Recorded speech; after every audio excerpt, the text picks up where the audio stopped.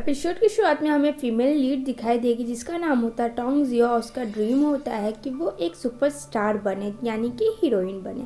और यहाँ पे वो दे रही होती है ऑडियंस जो कि काफ़ी हद तक हमारे डायरेक्टर लोग को पसंद आता है। बट इनके भी डायरेक्टर मेल होते हैं जो कि मेन हेड होते हैं जिनका नाम होता है जीई, जो हमें मेल लीड में दिखने को मिलेंगे। तो यहाँ पे मेल लीड से डिस्कस होता है कि यही वो लड़की है जो कि अभी अभी ऑडियंस दी, इसका नाम टोंग जियो है। तो आपका क्या ख्याल है? एक्टिंग इसकी मुझे बहुत अच्छी लगी। हमारा हीरो तो उसे देखकर ही पहली नज़रों में प्यार हो जाता है। इधर बेचारी टोंग को नहीं पता था कि उसके साथ क्या होने वाला है। तभी वहाँ पे डॉक्टर के मैसेज आते हैं टोंग के पास और वहाँ पे देखती है कि उसे कैंसर है और उसके पास जीने के लिए सिर्फ 3 महीने हैं। और ये देखकर ही वो काफ़ी टेंस में चली जाती है कि सिर्फ 3 महीने मेरे पास है जीने के लिए।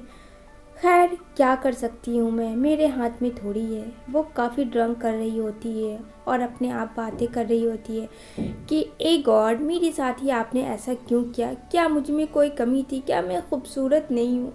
क्या मैं कम उम्र की नहीं हूँ? अभी मुझे मरना था। तभी वहाँ एक लड़का उसे छेड़ा होता है। तभी यहाँ पे जैसे ही वो गिरने वाली होती है तो वहाँ उसे कोई बचाता है और जब उसका फेस रिवील नहीं होता है तभी वो उसे देखती है और वो कोई और नहीं चाहिए होता है यानी कि फिल्म का डायरेक्टर।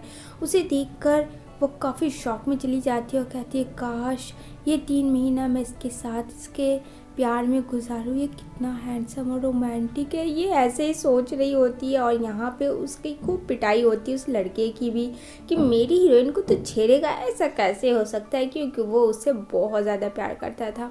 वो काफ़ी नशे के हाल में होती है तो वो उसे गोद में उठा के उसके घर तक छोड़ता है और उसे लिटाता है, लेकिन जो कि होश में नहीं थी। तो जानते जब होश में इंसान नहीं होता तो क्या कुछ कर बैठता। कहती है प्लीज़ मुझे छोड़ के मत जाओ ना, मुझे बहुत डर लग रहा है। वो अपनी ओर उसे खींच लेती है और वहाँ पे दोनों में रोमांटिक सा मोमेंट होता है और दोनों लोग एक दूसरे को देखते हैं। और यहाँ पे देखते के साथ ही यहाँ पे टोंग अपने आप का कंट्रोल नहीं करती है और वो किस कर लेती है ये सोच के, क्योंकि उसे तब 3 महीने जीना है तो क्यों नहीं वो इंजॉय करके जिए और दोनों एक साथ इंटीमेट हो जाते हैं। इन दोनों के लिए बहुत रोमांटिक सीन होता है और यहाँ पे जेई भी कुछ नहीं बोलता है। तभी नेक्स्ट जैसे ही किस कर रहा होता है तो डे की आंखें रेड हो जाती है बिकॉज इट्स आर डे, जो कि अभी तक टोंग को नहीं पता है। नेक्स्ट मॉर्निंग दोनों बेखबर सोए रहते हैं। तभी यहाँ पे जल्दी से टोंग उठती है और देखती है अरे ये क्या, मैंने क्या कर दिया कल रात? क्या मैं इतनी ड्रंक हो गई थी? आजकल क्या मैं पागल हूँ? मैं 3 महीने जीने के लिए मैं इस हद तक जा सकती हूँ? वो बोलती चुपके से उठती है, अपने बैग्स अपने कपड़े उठाती है ताकि आवाज़ ना हो और जेही ना उठे। लेकिन ख्याल में तो जेही उसके घूम रहा होता है, कल रात वाली बातें सोच के स्माइल भी करती है, लेकिन उसे वहाँ से भागना भी होता है और जल्दीबाजी में वो अपनी ID कार्ड भूल जाती है और वहाँ से वो 9-11 हो जाती है। चली जाती है लाइब्रेरी में बुक पढ़ने के लिए, बट लाइब्रेरी में बुक कम पढ़ा जा रहा था और जेई का ख्याल ज़्यादा आ रहा था। तभी वहाँ पे एक अननोन लड़का आता है, बुक लेता है और उसे वो नहीं देखती है। तभी यहाँ पे वो कोई और नहीं होता है, वो जेई होता है। ये देखकर टोंग काफ़ी डर जाती है, कहता है कि तुम काफ़ी स्ट्रांग थी, वैसे मानना पड़ेगा। इतना बोलते ही जोंग को काफ़ी शर्म आ जाती है, बोलती है तुम यहाँ क्या कर रहे हो? तुम मुझे पीछे से ढूंढ रहे थे क्या? तो कहता है नहीं, वैसे तुम्हारा नाम टोंग जियो है ना? तो यहाँ पे बोलती तुम्हें मेरा नाम कैसे पता चला? यहाँ पे यही हंसता है और वहाँ से जाने लगता है।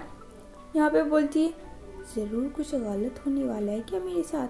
कहती है रुको रुको, मेरा वेट करो, तुम मुझे जानते हो क्या? मुझे ये जानना था, प्लीज़ मेरी ID कार्ड वापस करो, ये अच्छी बात नहीं है। तो कहता ले लो। वो उछल फान करती है, लेकिन जही से कैसे ले सकती थी, भला वो एक डेविल और उसे वो भी पता नहीं।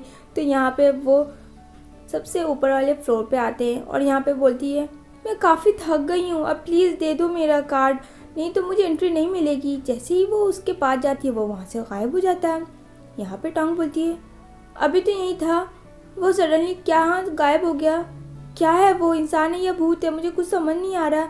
तभी सडनली वो उसके पास आ जाता है क्योंकि उसके पास बहुत सारे पावर्स होते, जाहिर सी बात है डेमोन है। और यहाँ पे दोनों क्यूट भरी नज़रों से एक दूसरे को देखते जो कि रोमांटिक होता है। और यहाँ पे बोलती है तुम कौन हो, अभी तो तुम नहीं थे, फिर सडनली वापस कहाँ से आ गए। तो कहता अच्छा तुम्हें जानना है। कहती नहीं नहीं नहीं, मुझे कुछ नहीं जानना है, बस मेरा कार्ड दे दो। वो कार्ड उसे दे देता है और वो वहाँ से 9 से 11 हो जाती है। इधर देखने को मिलेगा रैम को, जो कि एक सेलिब्रिटी है यानी कि एक हीरोइन है, और उसे बिल्कुल भी रैंगमैन को पसंद नहीं है कि टोंग उसकी जगह ले। और वो टोंग के पास आती है और कहती है क्या तुम खुद को समझती हो, क्या तुम सेलिब्रिटी मेरी तरह हीरोइन बनना चाहती हो, सपने में भी नहीं, अपनी शक्ल और मेरी शक्ल का अंदाज़ा भी रखा है। ओह मैं तुमसे बात ही क्यों कर रही हूँ, तुम जैसी घटिया लड़की से चिप टाइप की। वो अपने अम्ब्रेला से गुस्से में आके टोंग को कट कर देती है, और जैसे ही थप्पड़ मारने वाली होती है उसमें जेई आता है और उसका हाथ रोकता है। ये प्रोटेक्ट देख रही होती है कि वो मुझे इतना प्रोटेक्ट कर रहा है। वो बोलता है आइंदा से दोबारा ऐसा बिल्कुल भी मत करना, वरना मुझसे बुरा कोई नहीं होगा, ये चीज़ याद रखना, लिमिट क्रॉस मत करना। और यहाँ पे टोंग को काफ़ी हर्ट हो रहा था क्योंकि वो कट कर दी थी। यहाँ पे बोलता है तुम ऐसी ही हो क्या शुरू से, चलो यहाँ से। वो उसे आइज़ क्लोज करके एक बहुत ही खूबसूरत जगह लेकर जाता है जहाँ से पूरी सिटी दिखती है कोरिया की, और उसे देख कर वो काफ़ी हैप्पी हो जाती है। यहाँ पे बोलती है एक बात मैं तुमसे पूछूं। तो बोलता हाँ पूछो, तुम कौन हो और कहाँ से आए हो, मेरे लिए तो एक मिस्ट्रियस मैन हो। तो कहता है कि मैं यहाँ का नहीं हूँ, मैं दूसरे प्लैनेट का हूँ, और मैं 1 साल से नहीं, मैं 150 साल से जी रहा हूँ। और उसके चिक पे हाथ डालते ही उसका ज़ख्म गायब हो जाता है, उसका पेन भी। कहती है क्या तुम 150 साल से जी रहे हो, तुम पागल हो क्या, ऐसा थोड़ी पॉसिबल है, 20-22 के तो दिखते ही हो तुम। तो कहता है नहीं मैं ऐसा नहीं हूँ। और यहाँ पे बोलता है 1 सेकंड। वो यहाँ पे चुटकियों में अपना मैजिक दिखाता है, चारों तरफ फायर्स होती है जिसे देख के बहुत सिटी प्रीटी और खूबसूरत लग रही होती है। ये देख कर टोंग काफ़ी खुश हो जाती है और थोड़ा थोड़ा बोलती है मुझे यकीन है कि तुम मेरे ठीक है मैं मान लेती हूँ, वैसे मैं तुम्हें क्या नाम दूँ। तो कहता है नाम देने की ज़रूरत नहीं है। कहती है ठीक है लेकिन तुम बहुत अच्छे हो। और यहाँ पे उसे प्यारी बड़ी नज़रों से जी देखता है और यहाँ पे बोलती है दिल ही दिल क्या फ़ायदा मेरी खुशी कब, तो मैं मरने वाली हूँ। तो यहाँ पे जी बोलता है तुम अभी क्यों मरोगी। तो यहाँ पे बोलती है तुम्हें कैसे पता, क्या तुम दिल की बात भी सुन लेते हो। कहता है हाँ जाहिर सी बात है, मैं सब कुछ सुन लेता हूँ, मुझे सब कुछ तुम्हारे बारे में पता है। तभी वो बेहोश हो जाती है, उसे वो अपने प्लैनेट के स्पेस पे लेके आता है और अपना अंगूठा कट करता है, ये जानते हुए भी कि वो आगे मर भी सकता है, लेकिन बिना परवाह किए हुए टोंग को बचाता है। और अपना ब्लड जो कि उसका रेड नहीं ब्लू होता है और वो शाइन करता है थोड़ी देर में और उसके पूरे बॉडी में जा रहा होता है, धीरे धीरे उसके सारे नसों में तेज़ी से दौड़ता है। और यहाँ पे ये देख रहा होता है कि आई होप कि वो ठीक हो जाए। तभी वहाँ पे ब्लरिंग सा पीछे से कोई क्लैप करता है और कहता है तुमने खुद की जान बिना सोचे इस स्टूपिड लड़की की जान बचाई, तुम्हें अंदाज़ा भी है कि तुम्हें आगे कितनी तकलीफ़ों का सामना करना पड़ेगा और क्यों ये सब तुम कर रहे हो। हम इंसान नहीं हैं क्या, तुम्हें अच्छे से पता नहीं, हम इंसानों के प्यासे होते हैं क्या, तुम भूल गए। जैसे वो उसे खाने वाला होता है तभी यहाँ पे जी को गुस्सा आता है, वो भी डेविल के अवतार में आ जाता है और अपने रूप में, और कहता है भूल से भी इसे टच मत करना वरना मुझसे बुरा कोई नहीं होगा। आई बात तुम्हें समझ में, मैं इसका जान बचाऊं या खुद मैं मरूं मुझे उससे फ़र्क नहीं पड़ता, लेकिन तुम इससे दूर रहोगे, इसको टच मत करना, ये वार्निंग है। कहता है देखता हूँ तुम भी कितनी दिन तक बच सकते हो। कहता है भूल से भी नहीं।